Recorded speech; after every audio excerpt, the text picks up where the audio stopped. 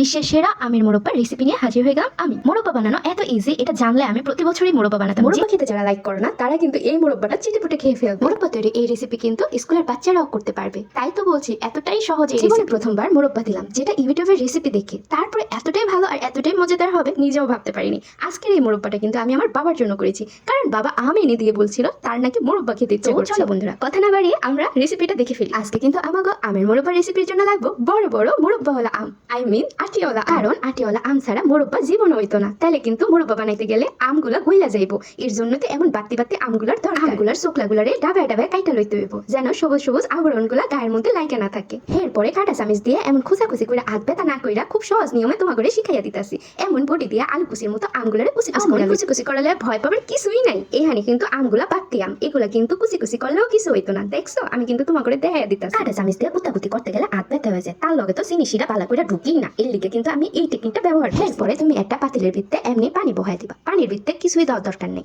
পানিটার মধ্যে 1 মিনিটের মধ্যে আমগুলারে লাইকা নাড়াচাড়া কইরা গরম ভাপ দিয়া উড়ে এলে এইটা খেয়াল রাখতে হইব আমগুলা জানি সিদ্ধ হয়ে না যায়। সিদ্ধ হয়ে গেলে কিন্তু ঝামেলা আছে। পরে দিয়া এই চিনি শিরার মধ্যে যখন চুবান দিবা তখন কিন্তু আমগুলা ব্যাক করে গইলা যাবে। তারপরে কিন্তু আবার পানি দিয়া দিবা, একটু কম পরিমাণে পানি লইবা, জানি আমগুলা একটা সিদ্ধ হয়ে ব্যাক করে গইলা না যায়। এর মধ্যে তেজপাতা, দারচিনি, লগে করে এলাইচ থাকলে এলাইচও দিতে পারো। তারপরে পরিমাণ মতো চিনি দিবা, চিনির পরিমাণটা বুঝা দিবা, জানি আমগুলা একবারে মিষ্টি না হয়ে যায়। কারণ মোরব্বা বানাইবা ঠিক আছে, অতিরিক্ত মিষ্টি যারা খাইতে পছন্দ করো না আমার মতো, তারা কিন্তু একটু চিনিটা বুঝা শুইনা দিবা। তাহলে কিন্তু মোরব্বাটা মিষ্টিটা ঠিক থাকলে খাইতেও মজা লাগবে। এইখানে কিন্তু তোমরা মিঠাইও ব্যবহার করতে পারো, তাহলে কিন্তু আমের কালারটা ফাটাফাটি। আমার মতো এই ভুল কিন্তু তোমরা করবা না। আমি মোরব্বা বানাম থুয়ে আরেকটা কামের ভিতরে হাত দিছিলাম, আয়া দেখি মোরব্বাটা পুইয়া গেছে গা। এখন এতে কি মোরব্বাটা নষ্ট হয়েছে? আরে না, টেনশন করো না। এটা তো উপর দিয়া চিনি শিরাটা, নিচ দিয়া তো পুইয়া গেছে গা। নিচেরটা তো আমি কাঁচায় কুচায় লইনি, যার কারণে আমের ভিতরে কোনো রকম তিতা ভাব ছড়ায়নি, কিন্তু একেবারে পারফেক্ট হয়েছিল। পোড়ার কারণে কিন্তু ক্যারামেল একটা গ্রানও আইছিল, আর এটার কালারটা কিন্তু মিঠাই ছাড়াই ফাটাফাটি হয়ে গেছে গা।